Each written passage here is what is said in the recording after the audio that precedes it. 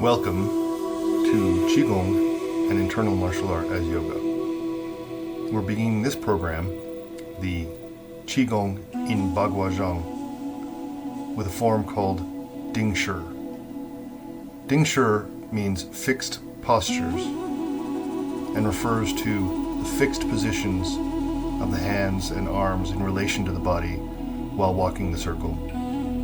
In Ding Shyr, we are studying the QiGong and internal energy transmission rather than martial art techniques. We begin with some breathing exercises to loosen and open the spine using the hips and shoulders backward and forward to create a wave-like motion in the spine. These movements are covered in the warm-up section of the classroom. Spend a little time warming up before beginning this set. It's not a strenuous set or terribly difficult, but it does benefit from having good blood flow and loosened and relaxed joints. We'll be going over the first posture of Ding Shyr, downward pressing palm. With the leg that would be facing the inside of the circle forward, you twist the waist toward that side. The distinction here is the waist as opposed to the hips.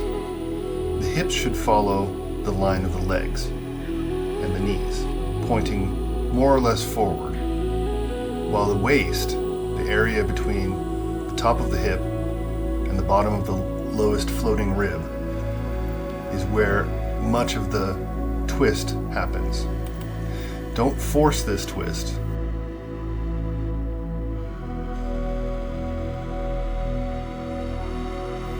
Do what comes naturally, what feels comfortable, and try to turn the outside shoulder as far toward the center of the circle as it is comfortable.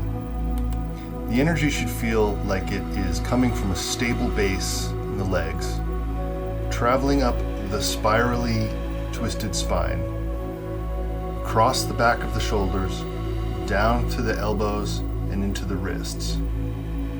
There, the thumbs should be pointing down toward the ground so that the palms are strongly facing downward. This should draw the entire upper back, shoulders, elbows, and wrists into a circular or curved configuration. That strong curve should draw the back or outside leg into a forward step.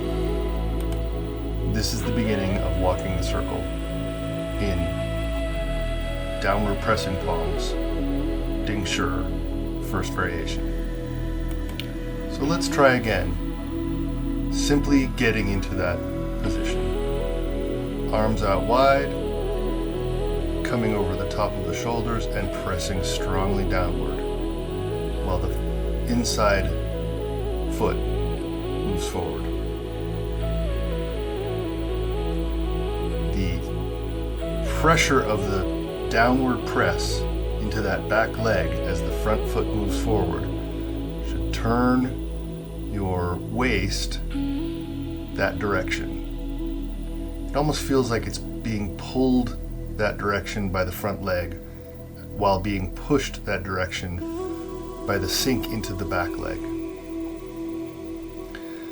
The upper back, the shoulders, and the thoracic vertebrae are being engaged as the arms are curving forward.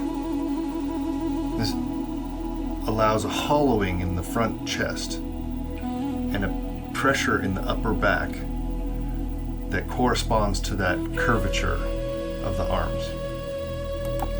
All of these together create the strong internal structure the opening in the meridians, the bodily channels of qi that allow energy to move through the body.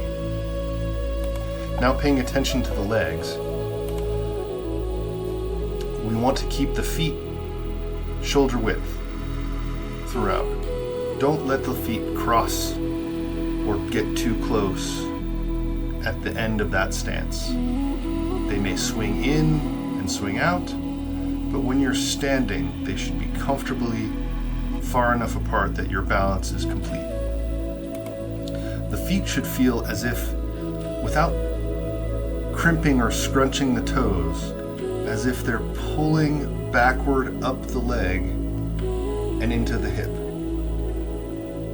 You're drawing that energy up the channel of the legs and into the hip. This pulls the back foot forward, strongly moving it into position. You endeavor to pull and grab and create strength, but you do it in such a way that you're relaxing the foot, particularly the instep across the area where the foot meets the leg at the front of the ankle. You want to relax that area very deeply so that when you're pulling through it, you're not creating a structure of compression, but of opening.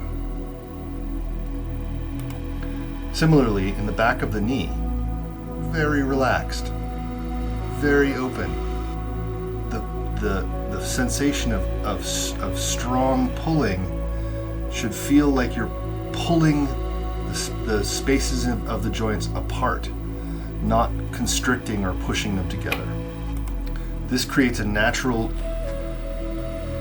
compelling movement of the rear foot to shoot forward.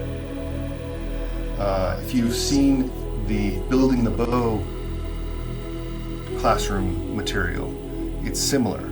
You create a dynamic tension that then shoots forward as if it were shot from a bow, pulling and shooting forward. This creates the dynamic that allows for foot techniques, kicks, sweeps, stomps. Those sorts of things come from this relaxed pulling of the feet. They create almost a wave that then shoots forward. It also creates good flexibility in the foot, the ankle, the knee, which is healthy and opens that area, removes some of that compression that we get from walking, from sitting, and from daily activities. It's a stretch. This is part of where the yoga of this internal martial art comes from. You're creating space inside the joints. Similarly, when you're creating the space inside the hips, shoulders, back, elbows and wrists, all of that is pulling away from center. You don't want compression in any of this. It's strong, but it feels open. Every step that you take, you want to feel a greater sense of expansion, a greater sense of openness. Avoid feeling compressed, hunching. Although the chest is hollowing and the back is rounding, you don't want to feel hunched forward. You want your back straight up and down as much as possible, as if it were a stack of coins on a string. You know the Chinese coins that have the hole in the center? That was so that you could carry them on a string. This turning of the spine is very powerful and healthy if it's nice and straight.